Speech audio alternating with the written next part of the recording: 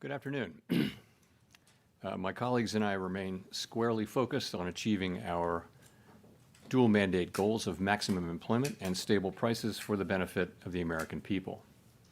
The U.S. economy expanded at a solid pace last year and is coming into 2026 on a firm footing. While job gains have remained low, the unemployment rate has shown some signs of stabilization, and inflation remains somewhat elevated. In support of our goals, today the Federal Open Market Committee decided to leave our policy rate unchanged. Having lowered our policy rate by 75 basis points over the course of our previous 3 meetings, we see the current stance of monetary policy as appropriate to promote progress toward both our maximum employment and 2% inflation goals. I will have more to say about monetary policy after briefly reviewing economic developments.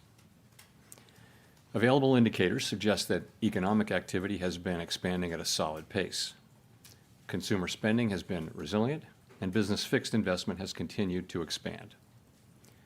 In contrast, activity in the housing sector has remained weak. The temporary shutdown of the federal government likely weighed on economic activity last quarter, but these effects should be reversed as the reopening boosts growth this quarter.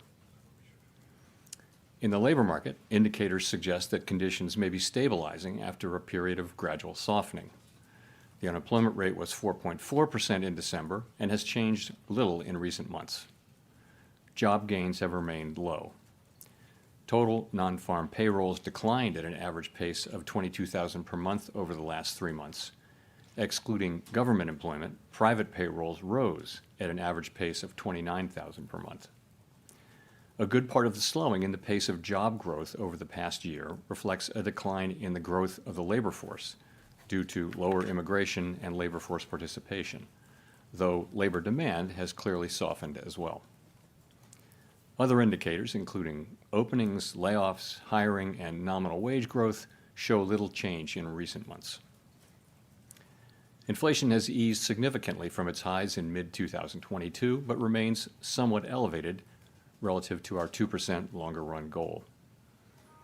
Estimates based on the Consumer Price Index indicate that total PCE prices rose 2.9% over the 12 months ending in December, and that excluding the volatile food and energy categories, core PCE prices rose 3.0%. These elevated readings largely reflect inflation in the goods sector, which has been boosted by the effects of tariffs. In contrast, disinflation appears to be continuing in the services sector. Near-term measures of inflation expectations have declined from last year's peaks, as reflected in both market and survey-based measures. Most measures of longer-term expectations remain consistent with our 2% inflation goal. Our monetary policy actions are guided by our dual mandate to promote maximum employment and stable prices for the American people. At today's meeting, the committee decided to maintain the target range for the federal funds rate at 3.5% to 3.75%. Since last September, we have lowered our policy rate 75 basis points, or 0.75 of a percentage point, bringing it within a range of plausible estimates of neutral. This normalization of our policy stance should help stabilize the labor market while allowing inflation to resume its downward trend toward 2%, once the effects of tariff increases have passed through. We are well positioned to determine the extent and timing of additional adjustments to our policy rate based on the incoming data, the evolving outlook, and the balance of risks. Monetary policy is not on a preset course, and we will make our decisions on a meeting-by-meeting basis. To conclude, the Fed has been assigned 2 goals for monetary policy: maximum employment and stable prices. We remain committed to supporting maximum employment, bringing inflation sustainably to our 2% goal, and keeping longer-term inflation expectations well anchored. Our success in delivering on these goals matters to all Americans. We at the Fed will continue to do our jobs with objectivity, integrity, and a deep commitment to serve the American people. Thank you. I look forward to your questions.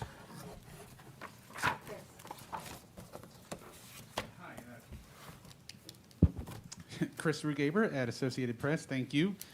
I wanted to ask that you attended the Supreme Court hearing last week on the Lisa Cook case, and Treasury Secretary Scott Bessent criticized that as political, Can you say why you attended and what you would say in response to the Secretary's criticism? So let me start with, I don't respond to comments by other officials, whoever they may be. It's just not appropriate to do that. I will tell you why I attended. I would say that that case is perhaps the most important legal case in the Fed's 113-year history. And as I thought about it, I thought might be hard to explain why I didn't attend. In addition, Paul Volcker went to a Supreme Court case famously in, I guess, 1985 or so. So it's precedented, and I thought it was an appropriate thing, and I did it. Great. And then just quickly follow on the job market.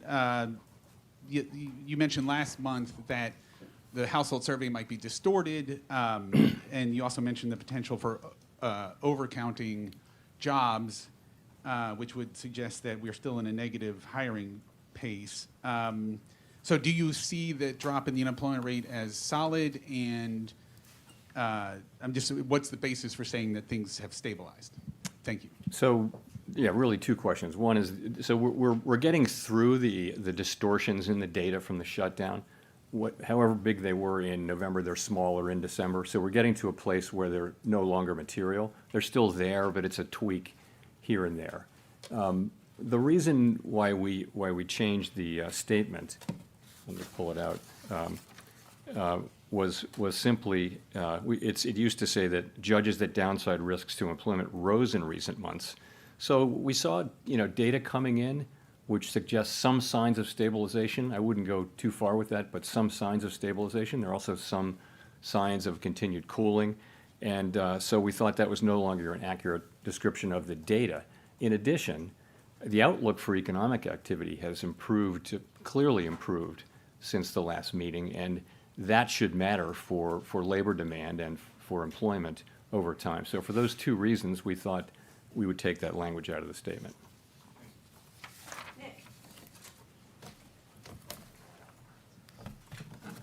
Nick Timros, The Wall Street Journal.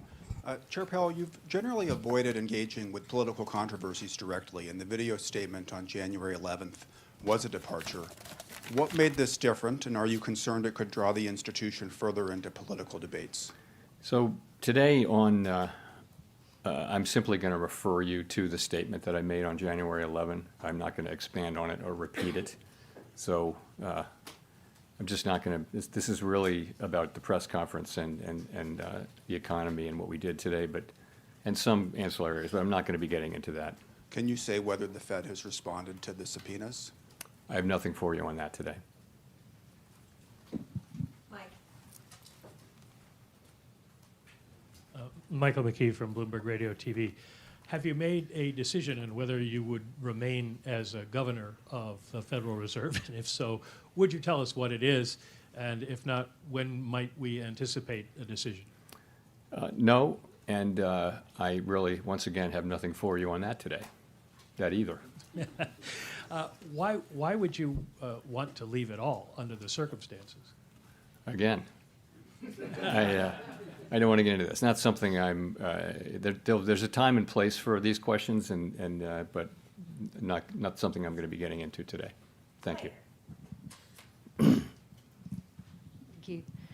Claire Jones, Financial Times. Thanks a lot for taking my questions. In another one that might, lead to a similar answer. We've seen quite big movements in the dollar over recent days. What do you think is driving the US currency lower? And have you been at all concerned just by the extent of the volatility we've seen this week? Thank you. So, Claire, as you probably know, we don't comment on the dollar. Really, the administration, especially the Treasury Department, has the job of oversight over the currency and exchange rates and all that. We don't comment on that. It's not our role. So I have nothing for you. But what's your view on the market movements? What do you think behind them? Is it asset managers diversifying? Is it? Yeah, I just don't. We don't talk about the dollar. We don't talk about what moves it around. It's just not appropriate for us to do so. Really, the Treasury Department has that. It's their role, their bailiwick, and we stay off it. We do monetary policy and some other things, but we don't comment on the dollar. Sorry. Neil. Hi, Chair Powell. Neil Irwin with Axios. Obviously, no SEP in this meeting, but in light of the slight firming up of the language around growth in the labor market in the statement, should we assume that the timeline for any further rate cuts is pushed back compared to what people might have thought in December? Well, first of all, if you look at the incoming data since the last meeting, clear improvement in the outlook for growth. The data have come in, and sentiment, the Beige Book, everything comes in suggesting that this year starts off on a solid footing for growth. Inflation performed about as expected, and as I mentioned, some of the labor market data came in suggesting, we're evidence of stabilization. So it's overall a stronger forecast, really, if that's your question. I'm not sure I answered your question.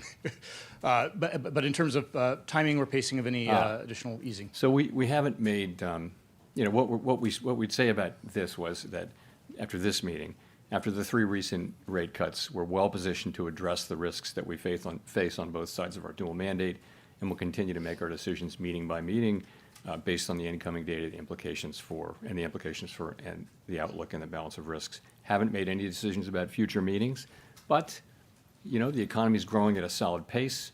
The unemployment rate has been broadly stable, and inflation remains somewhat elevated. So we'll be looking to our goal variables and letting the data light the way for us.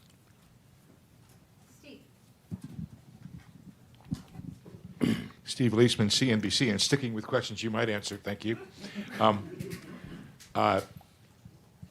You had previously, I believe, described the current policy rate being at the higher end of neutral. And if you look at the longer run, the SEP and the longer run rate, 16 of 19 officials are actually below there on their long run. Is the Fed still in a process of bringing it down towards a middle range of neutral? And what would it take to get there? So the count I did was that 4 of the 19 were at or above that. Maybe I missed by 1, but I thought it was 4.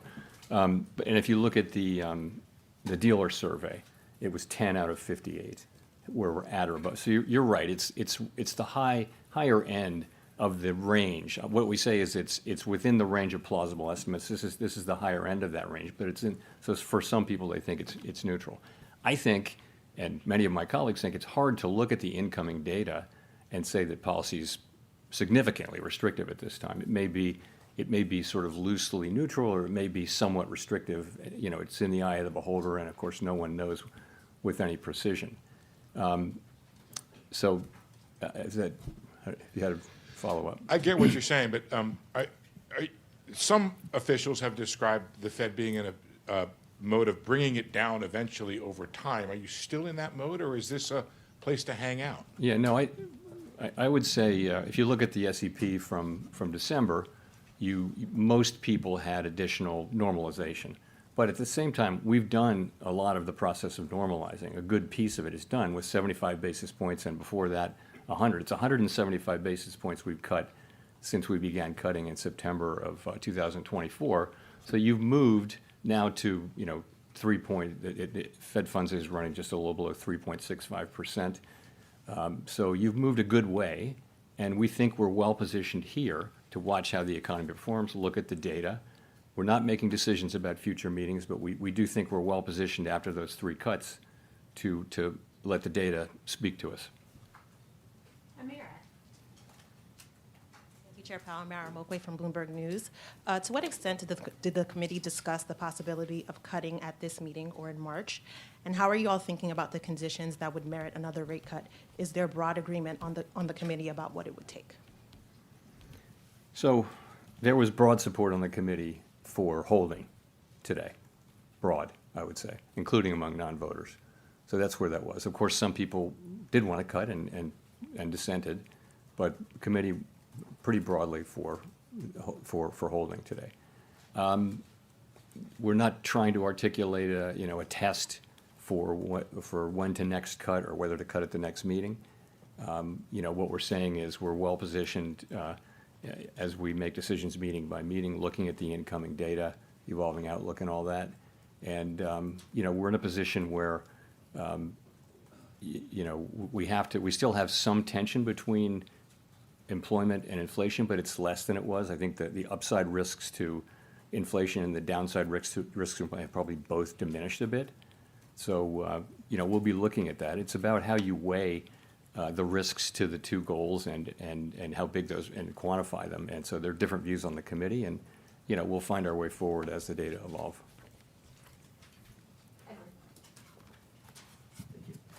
Thank you, Mr. Chairman. Edward Lawrence from Fox Business.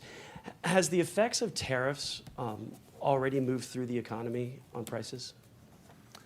A lot of it has. So basically, there are many different estimates, and they're all highly uncertain. But most of the overrun in goods prices is from tariffs. And that's actually good news, because if it weren't from tariffs, it might mean it's from demand, and that's a harder problem to solve. We do think tariffs are likely to move through and be a one-time price increase. So most of the overshoot, if you were to take that out, inflation, core PCE inflation is running just a bit above 2%, x the effects of tariffs on goods. And the other good news is, if you look away from goods and look at services, you do see ongoing disinflation in all the categories of services. So that's a healthy development. So that's what's going on. The expectation is that we will see the effects of tariffs flowing through goods prices, peaking, and then starting to come down, assuming there are no new major tariff increases that are begun. And that's what we expect to see over the course of this year. If we see that, that would be something that tells us that we can loosen policy. Also, if we see something that suggests that the labor market is not stabilizing, that in fact the downside risks reemerge, or the data just get worse, we'd have to look at both of those. We have a two-sided mandate. If I could, if President Trump does pick a new Fed chairman before May, what does that look like? How would you work with that person, and what does that transition period look like? I don't have anything for you on that. That will depend on Congress's actions and things I can't speculate on. Howard Schneider with Reuters. Thank you for taking our questions. Given the changes in the statement and all you've said so far, is it fair to describe risks to both sides of the Band-Aid as roughly balanced right now? And is the next move necessarily down? I'd say that the upside risks to inflation and the downside risks to employment have diminished, but they still exist. So there's still some tension between the mandates. Are they fully in balance? Hard to say. And we think our policy's in a good place. I've just discussed reasons why we might change our policy, and we'll just have to see how the data lead us. I'm wondering, a minute ago you said you felt expectations were consistent with your mandate, that the 2 and the 10-year break-evens have moved quite notably in the last couple of weeks, I believe. Is there any concern on that front? I mean, I recently looked at all of the both survey and market-based short-term inflation expectations have come way down. They were in a good place at the beginning of last year. They spiked around Liberation Day, and now they've fully retraced in the last few months. So that's very comforting. And the longer-term inflation expectations have remained in places that are very consistent with 2% inflation over time. So expectations have been solid, and they reflect confidence in the return to 2% inflation.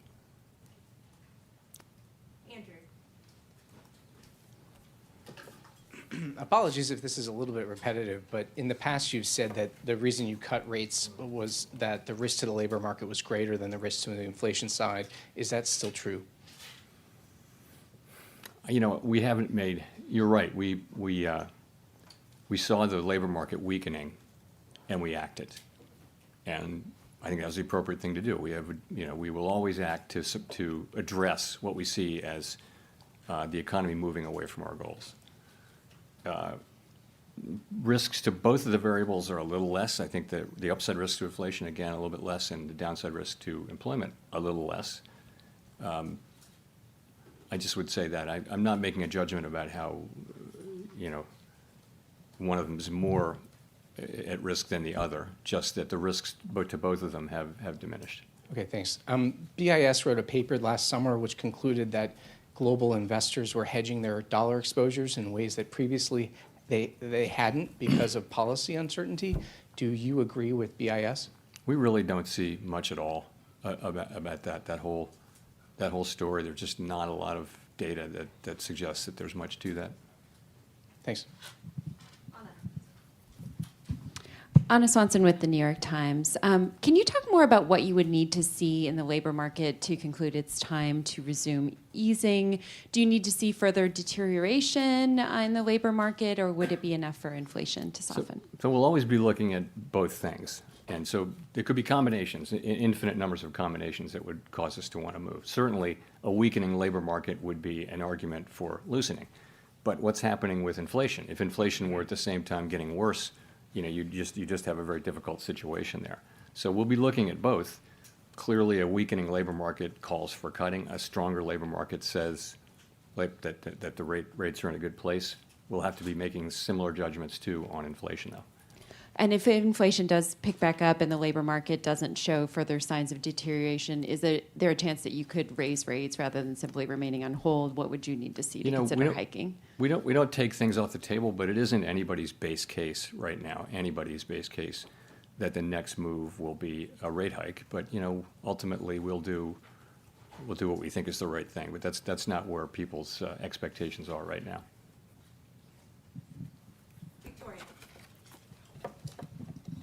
Hi, Victoria Guida with Politico. I wanted to ask, you've talked in the past about concerns about the U.S. fiscal trajectory, and we've seen in the Japanese bond market a lot of turmoil recently, in part due to concerns over their fiscal and long-term economic outlook.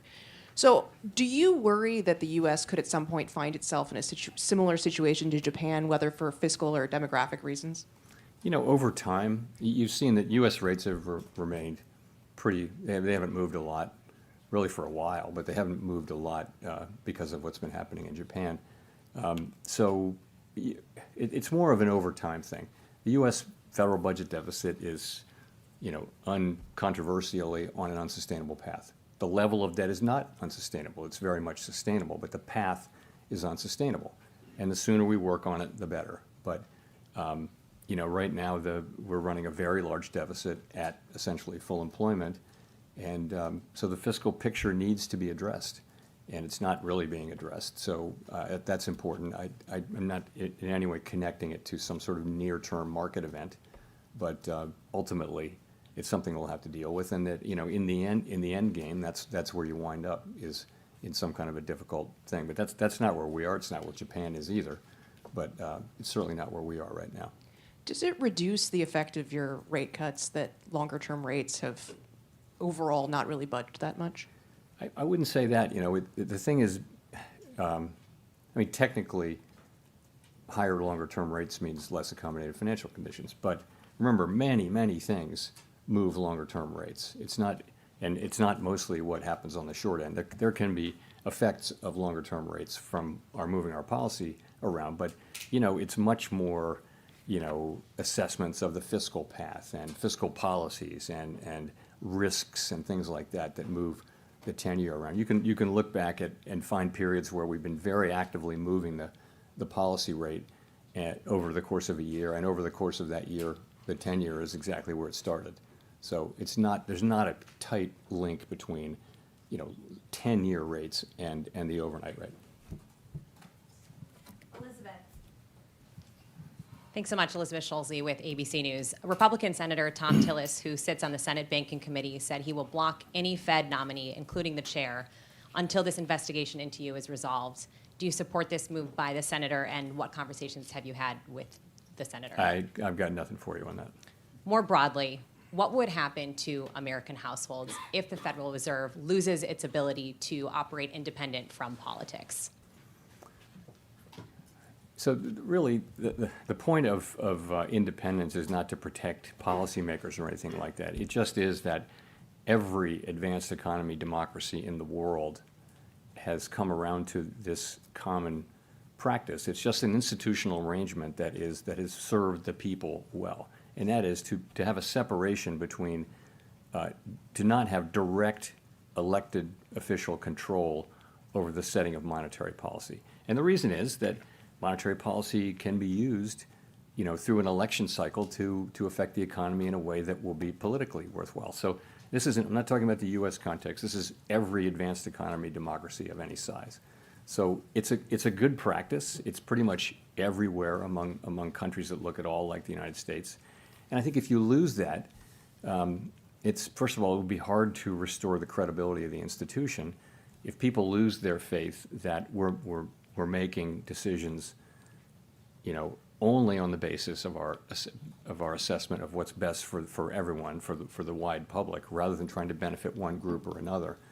If you lose that, it's going to be hard to retain it. And we haven't lost it. I don't believe we will. I certainly hope we won't.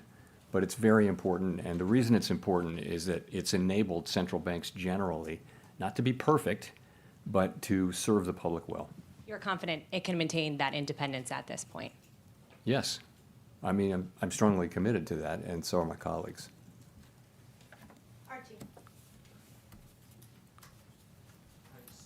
Archie Hall from The Economist. On that sort of stabilization of the labour market question, how much do you see the weakening we saw over the past 6 months, year, as a kind of data mirage around immigration and the government shutdown and so on that's now resolved? Or how much have we seen a kind of real underlying firming up in the state of the labour market, do you think? Well, part of it is, to your point, part of it just is that labor supply, growth in labor supply has come to essentially a halt from a fairly fast clip of growth over the last couple of years, driven by immigration, and then the halt being driven by a very sudden stop in immigration. So many outcomes were possible with that. Supply came way down. It turns out that demand for labor also came down a very similar amount, maybe just a little bit more, which is why the unemployment rate has gone up. So I don't know whether that's a coincidence or not, but that's what's happened with that part. But if you look at other things, like, for example, just to pick a couple, the Conference Board's measure of job availability that came out, I don't know, was it yesterday or today? But, it shows, it's a survey showing that workers feel like job availability it's a very low reading. Just one reading, but it's an indication of softening. People, part-time for economic reasons, which is a category within the broader U6 category measure, has moved up significantly. So there are lots of, and I could go on and on, there are lots of little places that suggest that the labor market has softened. But you're right, part of payroll jobs softening is that both the supply and demand for labor has come down. Growth in those two have come down. So that makes it a difficult time to read the labor market. So imagine they both came down a lot to the point where there is no job growth.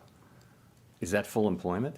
In a sense, it is. If demand and supply are in balance, that you could say that's full employment. At the same time, do we really feel like that's a maximum employment economy? It's very challenging and quite unusual situation.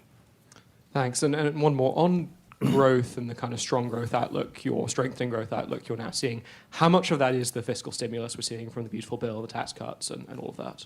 So you're seeing it already. You don't have much of the fiscal. I think the outlook, you're right. It's financial conditions, and it's fiscal policy for 26. But you've got strong consumption that's been happening before financial conditions have been supportive, but before the fiscal effects really are shown. So essentially, the economy has once again surprised us with its strength, not for the first time. Consumer spending, although it's uneven across income categories, but consumer spending overall numbers are good, and we're benefiting from the AI build out of data centers. That's another thing we're benefiting from, but. The economy overall, growth is on a solid footing. It looks like, and it's not just those things. It's just the consumer is filling out surveys that sound really negative, and then spending. So there's been a disconnect for some time between downbeat surveys and reasonably good spending data. Thanks, Chair Powell. Christine Romans from NBC News. You talked about how consumer spending is uneven. The president calls inflation defeated and solved. The FOMC says it's a somewhat elevated inflation. But you talked about those customer survey or those consumer sentiment surveys and public opinion polls that show that most families say the cost of living is still issue number one. What is the conversation around the table with your colleagues about how wealthier consumers seem to be driving so much of the economy and why so many families still feel like they just can't make ends meet after 5 years of rising prices? What is that discussion like? So a couple things. One, there's something to it in that we know that higher income households that tend to own real estate and tend to own stocks, securities, and those assets have been going up in value, and increases in wealth do support spending over time. So, and that's clearly a part of the story. We also know that for some time now, for a year or more, we've been hearing from retailers, for example, that serve lower income customers, whether it be food or the big box stores or anything. They're saying the same thing, which is our consumers are looking to economize. They're trading down from brands and they're buying less, and it's changing their buying habits and that kind of thing. So we're seeing that, and that is a reality of what we're seeing. They're still consuming, but they're feeling it in a different way. I would say more broadly on affordability, we have a vast network through the reserve banks and also through the Board of Governors where we talk to small and large businesses and households, and so we do hear a lot about affordability, and we take that very seriously, and we take it to heart because one of our jobs is price stability, and so the best thing we can do for people who are feeling that squeeze is to keep inflation under control and, frankly, to finish the job of getting inflation back down to 2%. You mentioned the AI build-out as being a positive for economic growth this year. I wonder, as you look at the weakest year last year for job creation of a non-recession year since like 2003, are you concerned about AI maybe supplanting more entry-level work and entry-level jobs, and how does that play into what you're watching about the labor market? So everyone, of course, is watching AI and the deployment and, trying to understand exactly what's happening. And there's a wide range of possibilities. It's hard to say.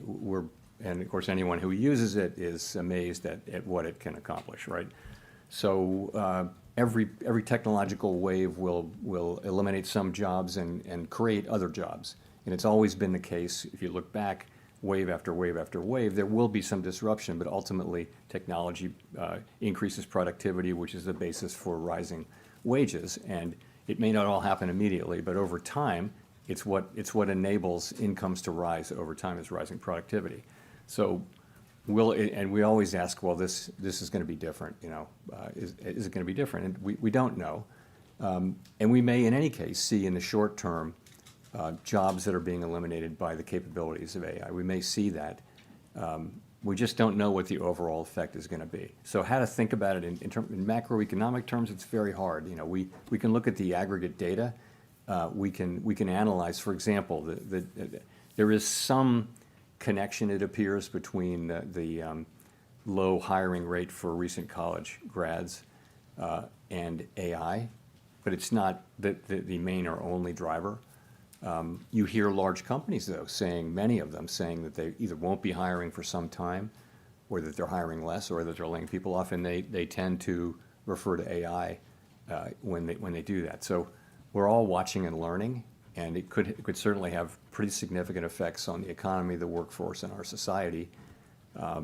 We don't really have the tools to address the concerns that may arise, but we have a lot of people who focus on analyzing it and try to understand what the macroeconomic implications are, which is our job.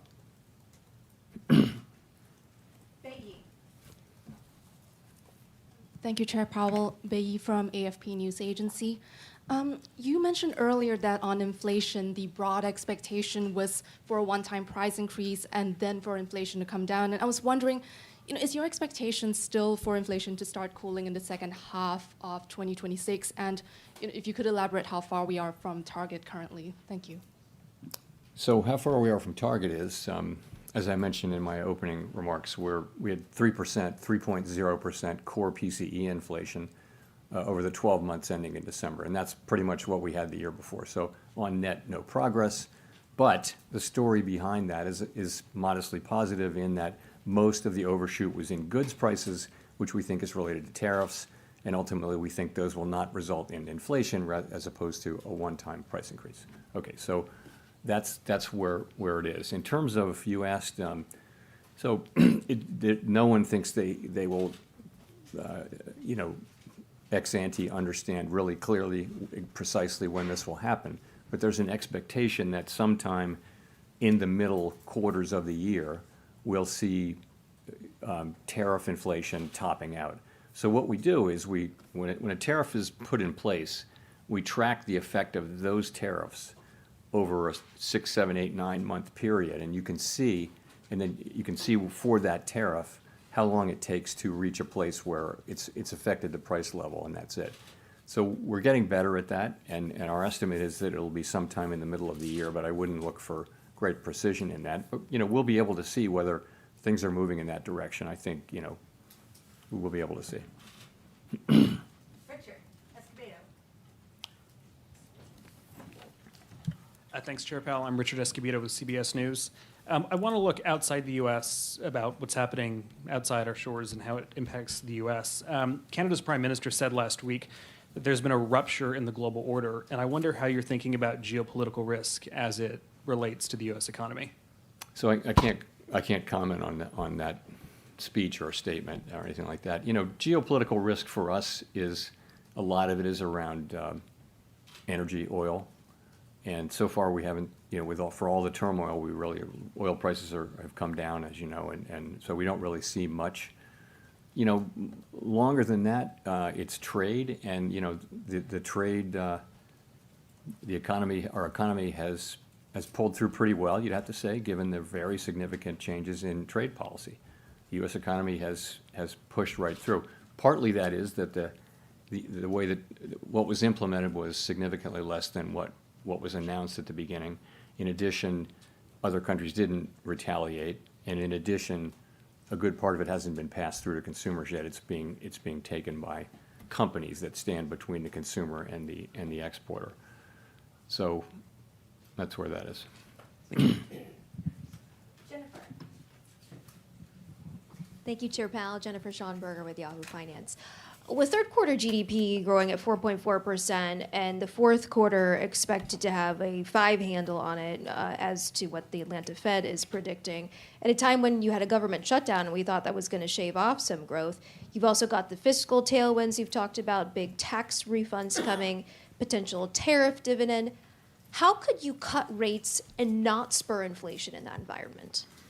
Well, we didn't cut rates today, but it would depend. It depends on how fast potential output is growing, right?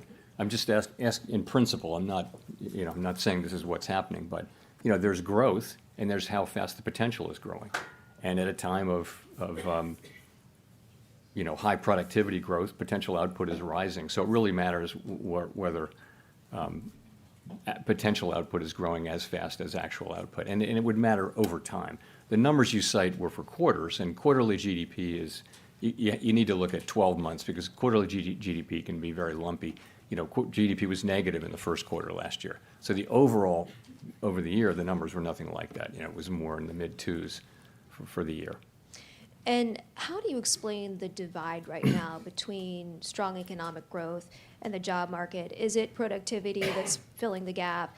And is productivity being driven by AI at this point? So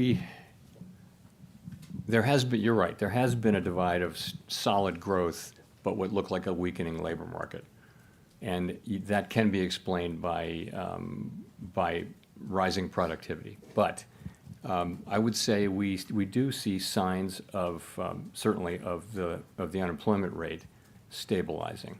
So it may be we're seeing the beginning of the resolution of those two things. Also, as you probably know, the lore is that when GDP and the labor market get into an argument, in the end, the labor market data is more reliable. GDP data is very hard to collect and understand, but nonetheless, I think we may be seeing that tension resolving a little bit. Too soon to say with any confidence, though.